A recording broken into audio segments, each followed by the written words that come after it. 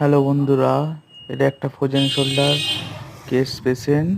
3 মাস পরে আমার কাছে ফিজিওথেরাপি করতে এসছে। তো 2 থেকে 3টে সিটিং নেওয়ার পরে এনার হাতটা অনেকটা লুজ হয়েছে। এখানে ওনাকে ম্যানুয়াল ট্রাকশন দিচ্ছি, তার সঙ্গে সঙ্গে শোল্ডার জয়েন্ট মোবিলাইজেশন করছি উইথ মুভমেন্ট। এতে জয়েন্টটা একটু লুজ হবে এবং একটু পেনটা কম হবে। শোল্ডার জয়েন্টে যে ক্যাপসুল আছে, ক্যাপসুলের টাইটনেসটা কমে যাবে। এইভাবে উনি যদি ফিজিওথেরাপি করে, আশা করি উনি 1 সপ্তাহের মধ্যে অনেকটাই সুস্থ হয়ে যাবে। তো এই ফ্রোজেন শোল্ডার হলে একটাই মেডিসিন, ফিজিওথেরাপি।